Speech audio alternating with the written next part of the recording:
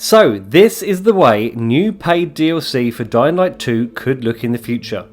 Outfits that are purely cosmetic and don't affect your gear stats were actually a thing all along, and I simply hadn't realised it. I had been worried about any future DLC after seeing the underwhelming free bundles that dropped recently, but I'm pleased to say that the special Deluxe Edition Legendary pack and the pre-order reload pack have made me feel much more optimistic on that front. So why wasn't I aware of this sooner then? Well, it was all because I'd been playing the Steam version of the game that Techland very kindly gave me early access to, and as a result I'd neglected to pay much attention to my pre-ordered PS5 Ultimate Edition when it finally became available. It occurred to me this week that I hadn't seen any of the bonuses that you get for the higher price in the game, but it turned out that strangely you had to download all of the content separately from the game's content manager in the console menu. I hadn't seen this before, but this was my first Ultimate Edition of anything, to be honest, and seeing it all there ready to download made me feel very excited. After downloading everything, the bundles could be found under Extras in Aiden's stash. You still have to redeem everything separately and then move it into inventory, but it's pretty straightforward stuff and it doesn't take that long. So let's take a look at the reload pack then. This is the one you got for pre-order in Dying Light 2, and it comes with an outfit, 2 weapons and a paraglider skin. Now on the surface, the pack doesn't look that different to the recent DLC, albeit cosmetically, but that all changed after highlighting the tile for the outfit, and then I saw this message explaining that this is a visual only item that lets you change the look of your character but keeps all of the currently used gear stats intact, so it's basically an all-in-one purely cosmetic outfit just like the ones we used to have in the original game. Now you can see here that after equipping the skin, my authority pack is still showing as the equipped gear armour, but that Aiden is now wearing the really cool looking reload outfit. This is exactly what I wanted to see with the free DLC, as the low stats on those items would only really benefit a player at the start of the game, and they'd pretty much be of no use at all to anyone with a level 9 character. If they'd have at least have included the option to wear the complete outfit over your gear without hobbling your stats, then I think that it would have made those bundles a much more attractive proposition. You also get 2 weapons with the reload pack, the reload axe and the reload machete. Now they both look really cool and they're very reminiscent of weapons from Dying Light 1, to be honest, and that fact alone makes me very happy. After redeeming the weapons, you'll see the same timer as we did with the free DLC, so you will be able to claim them again once these ones have broken, albeit 5 hours later in the game. They are a bit bugged though, to be honest. The timer doesn't seem to be working as it should at the moment, but maybe that'll change in the future.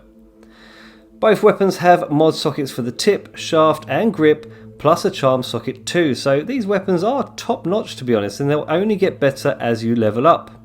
Yes, they are only blue rarity weapons, but the fact that they're so upgradable and can be replaced when broken makes them well worth having. Now, as I'd only just started my PS5 version, I didn't have many mods to use at this point other than a spark upgrade, which does look a bit odd when stuck to the blade of the axe, I have to say. I did, however, have 3 very cool looking charms from the deluxe pack, and adding a little UV bar to the handle does look really nice, despite having no impact on the weapons other than cosmetically. At this early stage in the game, the stats are pretty low, but they do the job nicely and look bloody good in the process. The only unfortunate thing about the reload pack is that currently it's only available to those who pre-ordered Dying Light 2, but knowing Techland, you'll probably see this stuff coming back as either a paid DLC or even as rewards for upcoming events, so I wouldn't worry too much about missing out on it just yet. So let's take a look at the Legendary pack now then.